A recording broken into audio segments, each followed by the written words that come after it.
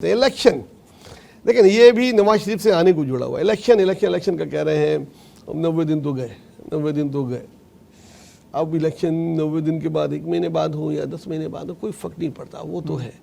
وہ جنوری کی کہانی ہے کہ دیا ہے آپ کے ہمارے جو وزیر اعظم ہیں اس وقت کیئر ٹیکر وزیر اعظم, انہوں نے کہا جنوری میں کرائیں گے.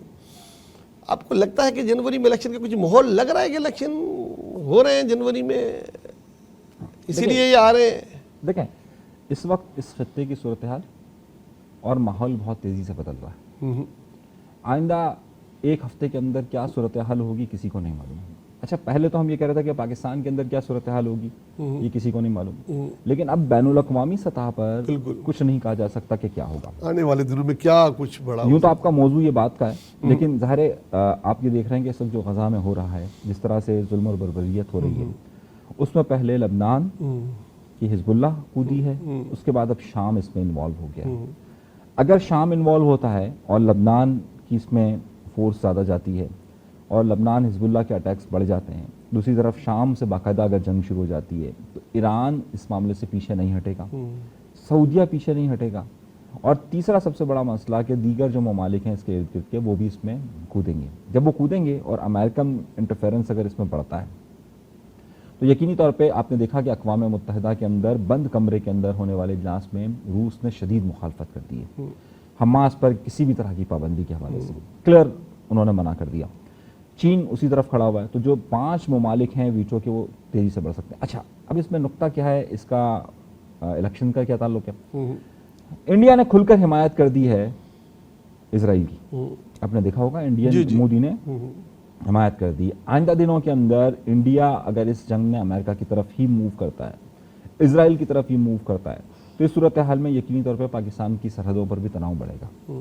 اور جب پاکستان کی سرحدوں پہ تناؤ بڑھے گا تو ڈر پوری دنیا کو یہ ہے کہ کہیں ہم تیسری جنگ عظیم کی طرف تو نہیں بڑھ رہے, اور پھر الیکشن ملتوی.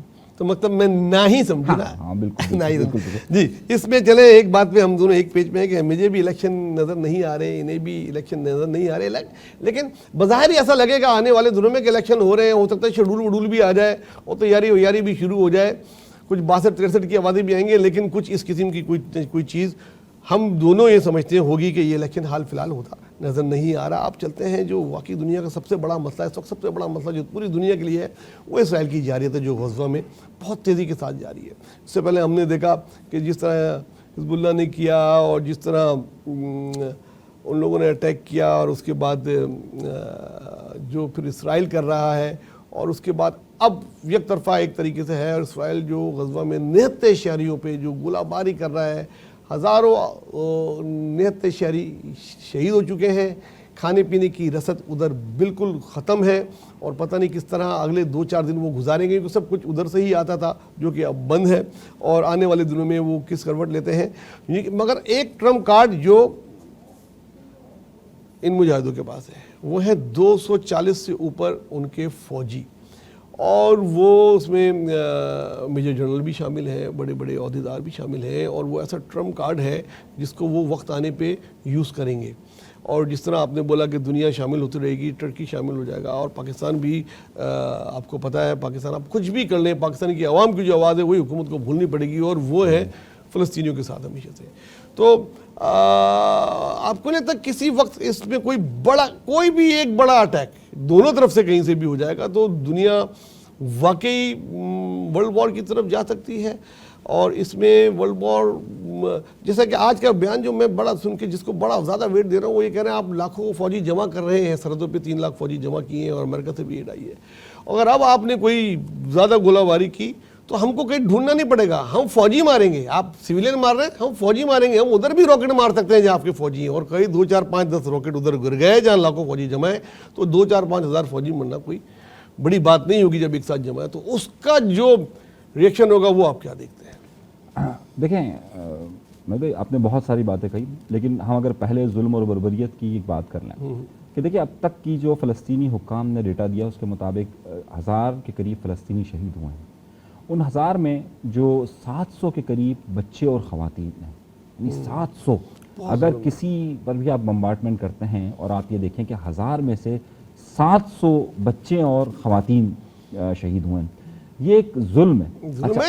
یہ جنگی جرائم ہیں. اقوام متحدہ کی ایکٹ کے مطابق آپ سویلین پہ، بچوں پہ، تعلیمی اداروں پہ، ہسپتال پہ اٹیک نہیں کرتے. انہوں نے ہلال احمر کو نہیں چھوڑا. وہاں اقوام متحدہ کے اپنے آدمی ادھر شہید ہوئے ہیں 7 سے زیادہ، انہوں نے خود کلیم کیے ہیں، مگر وہ خاموش ہیں.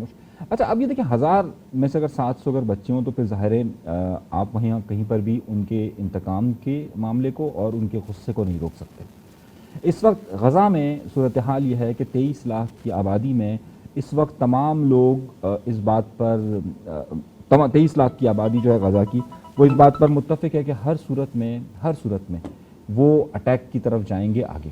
اچھا اب حماس نے بہت سارے سرپرائز رکھے ہیں. دیکھیے ابھی تک حماس کو اب حزب اللہ بھی شامل ہو گئی، حزب اللہ بھی اس میں شامل ہو گئی. حماس اب تک صرف ان 3-4 دنوں میں، اگر آپ 5 دنوں کا ایوریج لگائیں کہ جو انہوں نے ہفتے کے دن سے معاملہ شروع کیا تھا، ہفتہ، اتوار، پیر، منگل اور بدھ، 5 دنوں کے اندر کم از کم 17,000 سے زیادہ گولے برسا چکی ہیں. ان کے پاس جو ہماری معلومات ہے اس کے مطابق جو وہاں سے اطلاعات آ رہی ہیں وہ قریباً کوئی 50,000 کے قریب گولے موجود ہیں. دیگر اطلاعات ان کے پاس یہ آ رہی ہیں کہ ابھی جو شام میں لڑائی ہوئی تھی داعش سے، وہاں سے انہوں نے بہت کچھ سیکھا ہے، اور بہت کچھ سیکھنے کے بعد انہیں معلوم ہے کہ کس طریقے سے مقابلے کرنے اور کس طریقے سے. ایک تو خود 74 سالوں سے لڑ رہے ہیں، صحیح تاریخ ہے ان کی 74 سالوں کی. 74 سالوں کے علاوہ 23 سال اور اگر آپ ایڈ کر لیں گے جب ایک ابتدائی طور پر جب اس کی تیاری کی جا رہی تھی اس وقت کے سارے معاملات تھے، تو یہ تقریباً 100 سال کی لڑائی ہو چکی ہے. اور اس 100 سال کی لڑائی میں آپ یہ دیکھیے کہ جب پہلی 1923 کے اندر صہیونی طاقت انہوں نے ریاست بنانے کے لیے فلسطینیوں پر جب پہلا حملہ کیا تھا، اور آپ کو یاد ہوگا کہ جو 1920 اور 23 کے اندر جب اس وقت یروشلم میں کس طریقے سے مسلمانوں کو مارا گیا تھا اور اس وقت کرفیو وہاں پر نافذ کیا گیا تھا، یہ پورے 100 سال کی لڑائی ہے. اب جو اطلاعات ہیں اس اطلاعات کے مطابق حماس نے ایک بڑے سرپرائز کو بھی تیار رکھا ہوا ہے، اور وہ بڑا سرپرائز یقینی طور پر بہت بڑا ہوگا. اور انہوں نے جو پلاننگ کی ہے اس کے مطابق A plan, B plan, C plan اور لانگ ٹرم پلاننگ کی ہے. انہیں معلوم تھا کہ ابھی ایک پچھلے سال جب مئی میں جھڑپیں ہوئی تھی تو اس کے بعد اسرائیل نے بڑا ریئیکٹ کیا تھا. اس کے بعد سے انہوں نے معلوم تھا کہ اگر یہ بڑے حملے کی طرف جاتے ہیں تو اس کا رد عمل کتنے مہینوں تک آ سکتا ہے اور کیا کیا آ سکتا ہے. تو اس کے لیے انہوں نے اپنے راشن کی ضروریات کو، اپنے فیول کی ضرورت کو اور اپنی جنگی صلاحیت کو تقریباً 1 سال تک رکھا ہوا ہے کہ 1 سال تک ہم لڑ سکتے ہیں. اور اس 1 سال کے لیے لڑائی کے لیے ان کے پاس تمام سہولیات موجود ہیں. تو اگر کوئی یہ سمجھتا ہے کہ حماس 1-2 دن کے اندر بیک ہو سکتی ہے تو یہ نہیں ہوگا. حماس کو یہ بات معلوم تھی کہ ہمیں 1 سال تک یہ لڑائی لڑی سکتی ہے. دوسرا اہم پہلو یہ کہ آج نتن یاہو جو یہودیوں صہیونی ریاست کے وزیر اعظم ہیں، انہوں نے کہا ہے کہ جناب ہولوکاسٹ سے زیادہ ہمارا جانی نقصان اب ہوا ہے.